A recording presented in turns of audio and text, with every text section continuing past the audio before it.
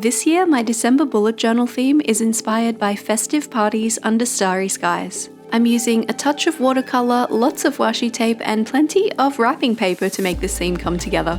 I like to think the deep blue color palette will be appropriate for a Northern Hemisphere winter, while also helping me to feel cooler while I'm sweating away in our Southern Hemisphere December summer. Hi, I'm Erin. Let's make a starry little December setup together. This will be my last month in the Tifosi Bodhi A5 journal. This is the wrapping paper I'm using. This actually inspired the entire theme. It's this beautiful deep blue with gold stars, and I love that it's giving Christmas, but it's not in your face about it. It could be a very non-Christmassy, just kind of starry setup at the same time, so this one's nice and versatile.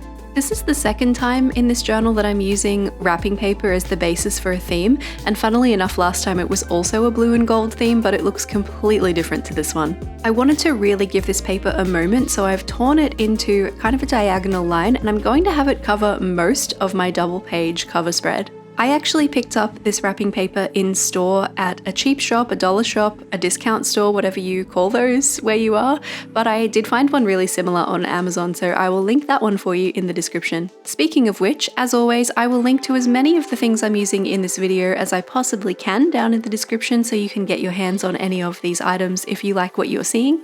But truly, I couldn't recommend wrapping paper more as a wonderful way to include lovely patterns in your journal without having to spend too much money, because they're usually quite thin, so you can fold them and shape them around whatever gift you're giving, and anything that's left over you can use to actually wrap a gift, so it's a really versatile thing to have in your home. It's also really handy to keep wrapping paper from gifts that you're given so that you can use those in your journal as well. Anything is fair game for me, as long as it's made of paper, it could go in a journal.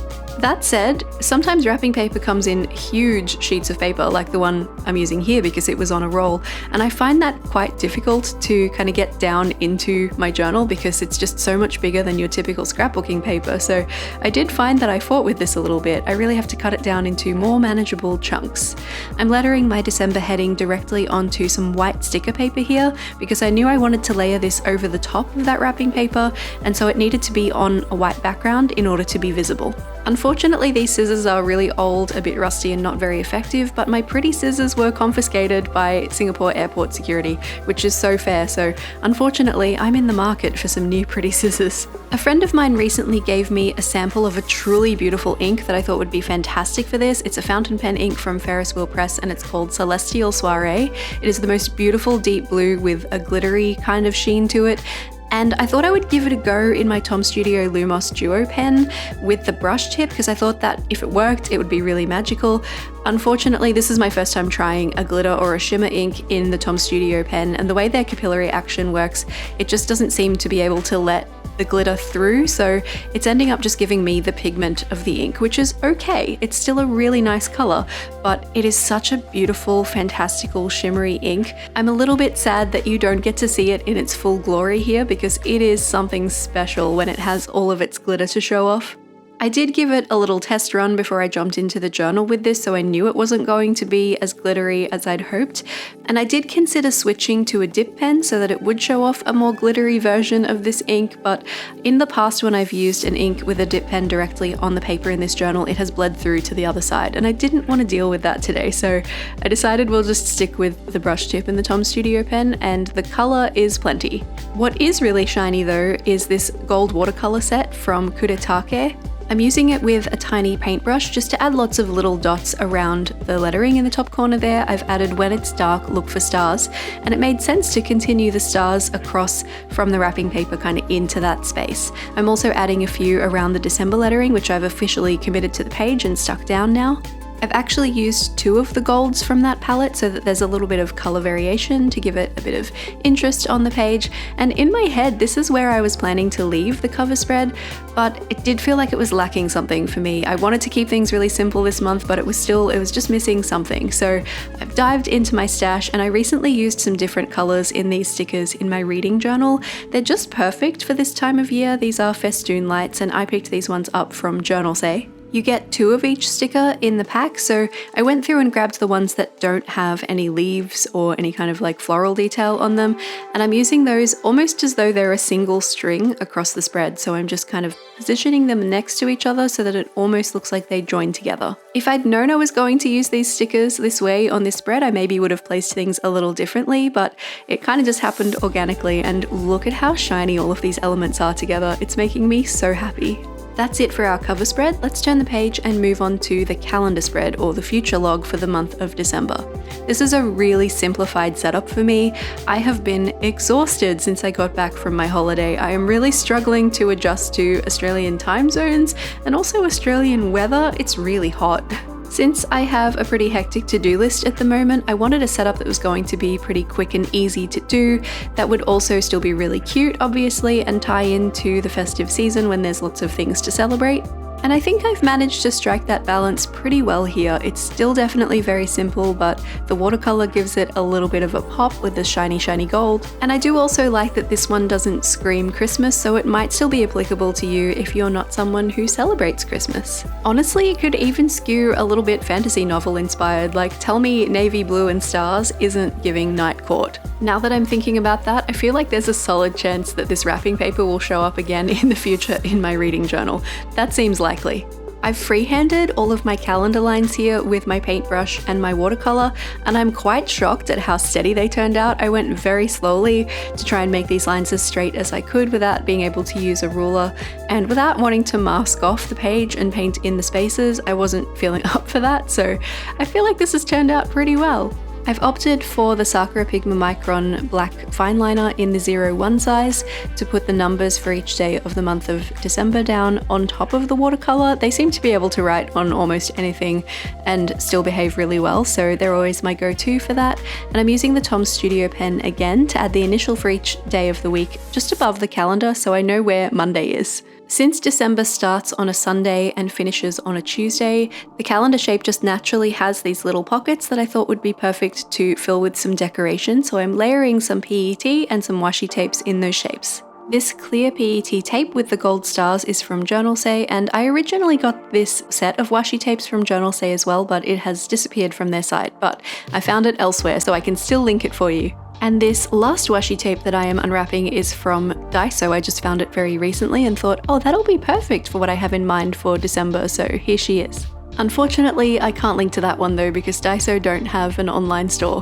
One of my favourite ways to use washi tapes that are patterned, like this starry one at the top here, is to just put them right next to each other and they kind of disappear into each other's edges and end up looking like just one solid strip of tape.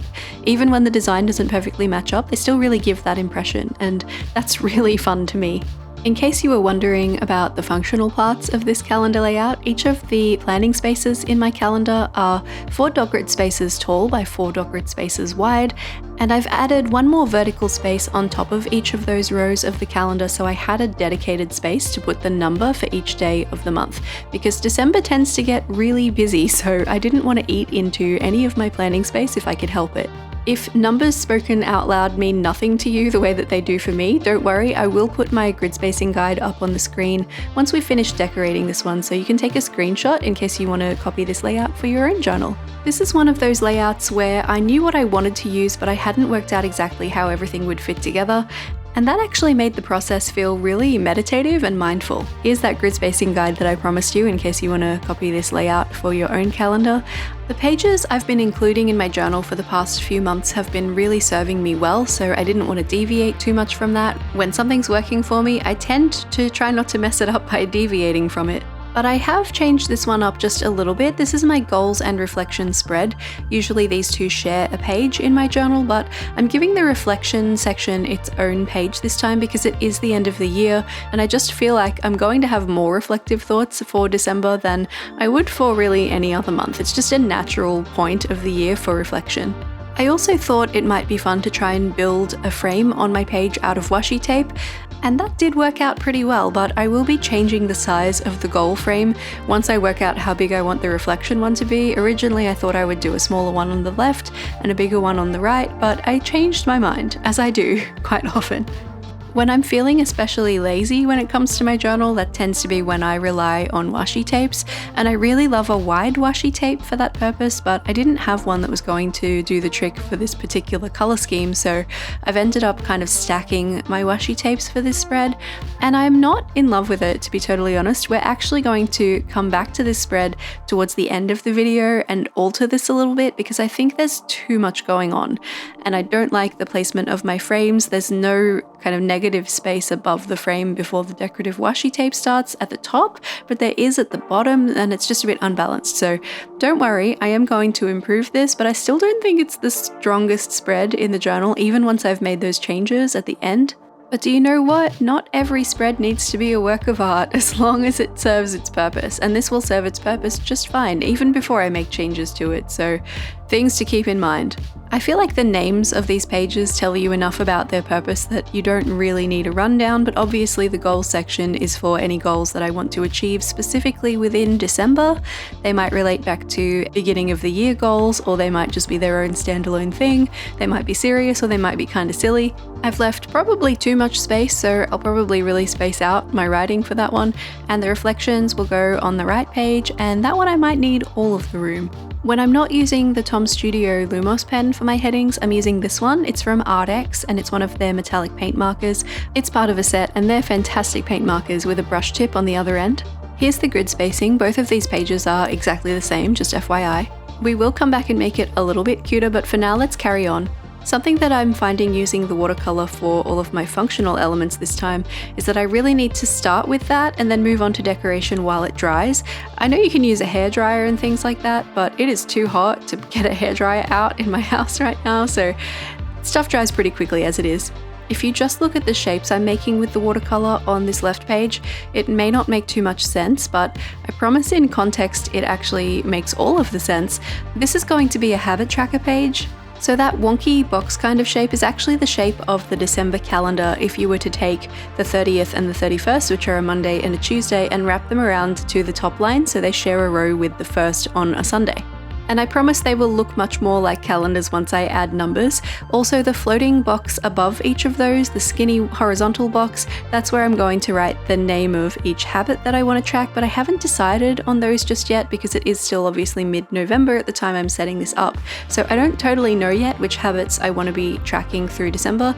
I'll leave those blank until I have a really solid idea. I was actually feeling a little disillusioned with my setup at this point because I wasn't stoked with how the decoration went on the previous spread, so I ended up going quite minimal across both of these pages. I'm moving on to decorating the right page now while I wait for that watercolor to dry. This right page is an unusual one for me. I don't usually have this page in my monthly setups because it's seasonal. It really only applies to this month, and that is a Christmas planning page. Look, I can be honest with you, it's kind of a filler page because I usually have my goals and reflections on one page with the habit tracker on the facing page from those, and I couldn't obviously do that because I extended those out. So once I put my habit tracker here, my options were kind of to make the habit tracker take up a whole spread, which was not necessary, or to add an extra page in here that could serve a function that maybe I don't normally include. So we've gone with Christmas. My Christmases are not usually particularly hectic. They don't tend to require a huge amount of planning, but my brother does come and visit, and we do a family Secret Santa with my partner's family, so like maybe there are some things for me to write down in a Christmas planning page. I guess we'll find out.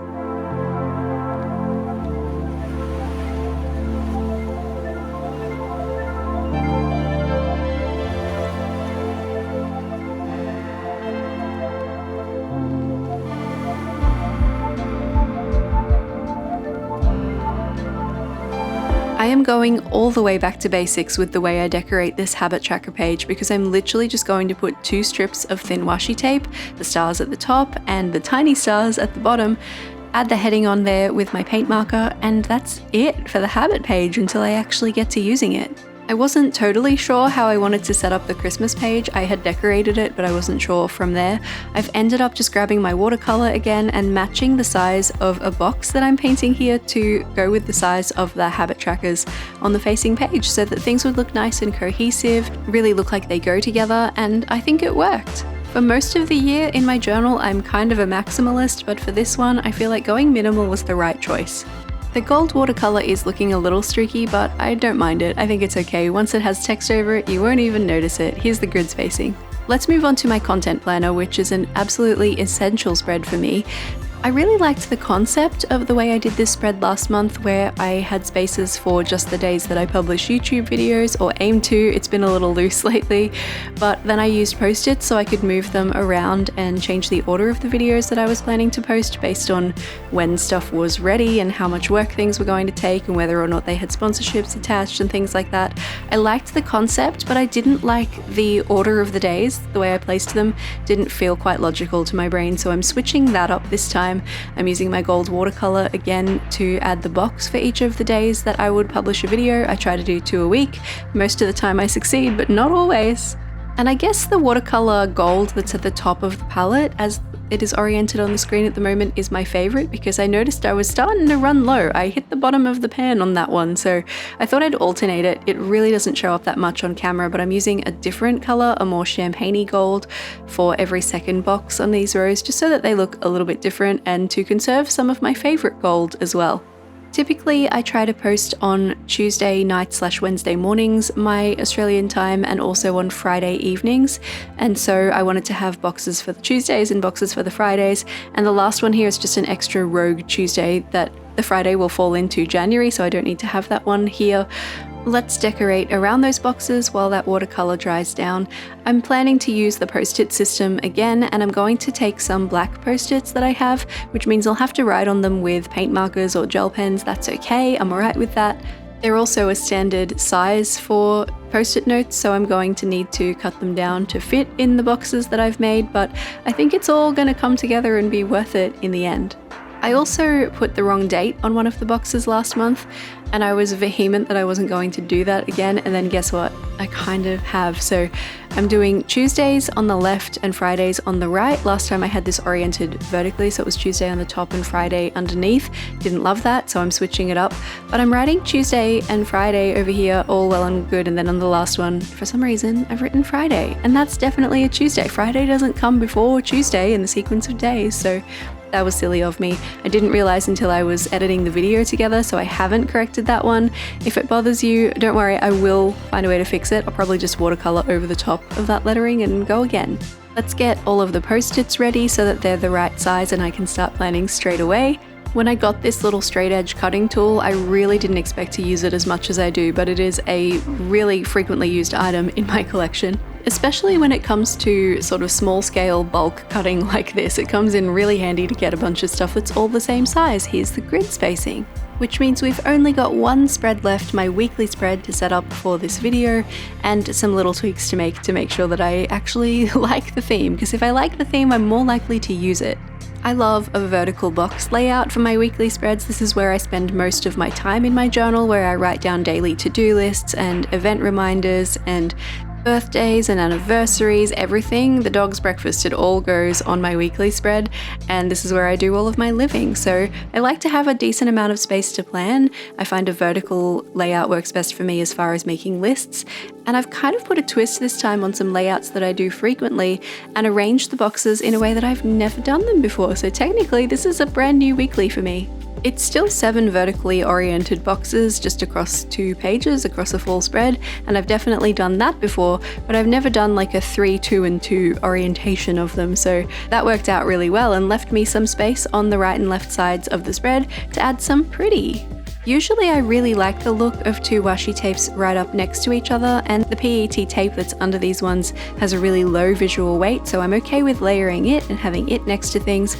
But these really dark ones with lots of patterns, lots going on, I'm finding as I move through this setup that I need some more space around them, so I've deliberately left a little bit of negative space in between those 2 strips, and I can't believe it took me until the last spread to work this out because I really like how that looks. Using my Tom Studio pen again here to add my lettering for each of the days of the week, and we'll be starting from the 2nd here because I like to have my weeklies go from a Monday to a Sunday, hence we don't need the 1st of November complicating things by being a Sunday. Here is my grid spacing guide for my weird new box weekly, and if you do try this one, please make sure that you send me a photo or tag me or something so I can see. Now before we have a flip through of everything finished, I'm going to switch back to this goals and reflections spread and just change up what I'm doing with this washi tape because I feel like I have more of a grasp on it now than I did when I set up this page, and that's the beauty of hindsight, right? You can fix things later that you may not know are a mistake in the moment. It's always risky business trying to peel up washi tape or stickers, especially like the longer they've been stuck down somewhere, the more likely they are going to be to tear up your page and any other ephemera that's underneath them when you try to remove it, but these ones came off okay. Once again, just like the weekly spread that we just finished up, I'm leaving some space in between the two washis so that some white shows through. I think that's really going to help.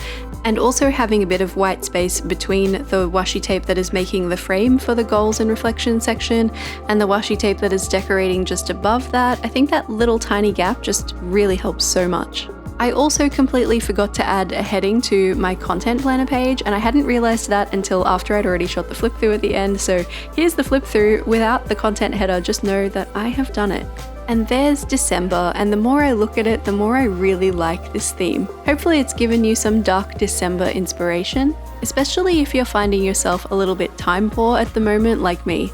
Then again, if deep blues and shiny golds aren't really your thing, I thought I would link you to my December setup that I did for the mystery journal, which has much lighter vibes, and underneath that is a link to December last year in my bullet journal, which is really serving Christmas in case that's your thing.